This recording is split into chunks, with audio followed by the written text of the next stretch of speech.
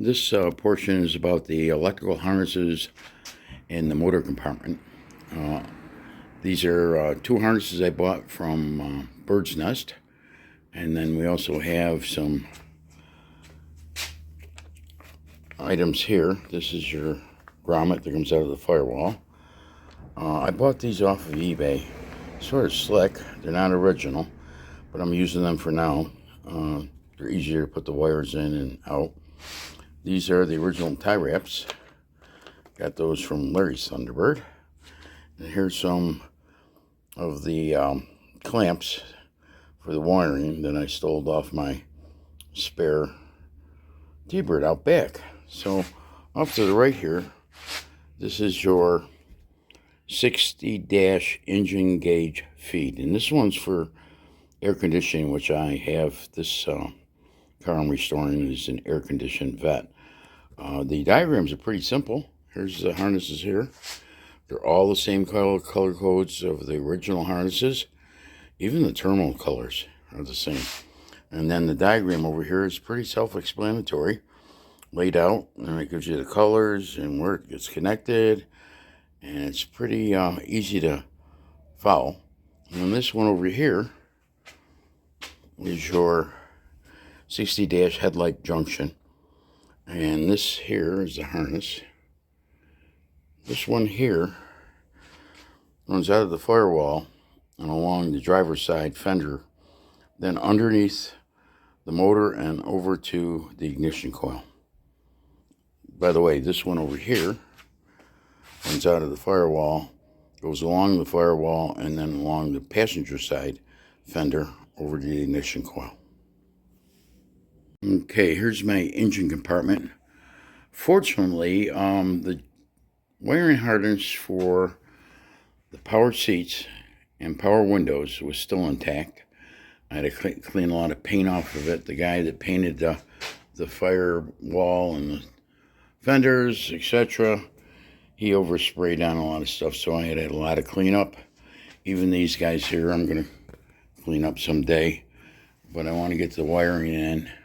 So this cable here is this one goes over that little relay there. That is for your power windows. And this other cable here, bigger one, is for your power seat. And that bigger can in the back is the power seat canister. And then I've got the power wire that runs over to the ignition, sort of in place. So what I'm going to do is I'm going to end up, look at how bad these are here. Fortunately, I've got the harness from the spare T-Bird. It's in pretty good shape, and I'll end up replacing that at some point. So what I'm going to do is I'm going to lay all the harnesses in, start connecting them up to the endpoints. By the way, this is a stoplight switch right here. And then I'll come back and show you the completed version. Here I have the firewall grommet in place. What you're going to have to do, you're going to have to slit down to the hole so you can get these in. This is your biggest one, and it's the biggest hole right here. This one here is the brown wire. This one here is over here is the power windows, and this one is the power seats. So you'll end up with one hole. I imagine that extra hole is for when you got a convertible. So sit back from here.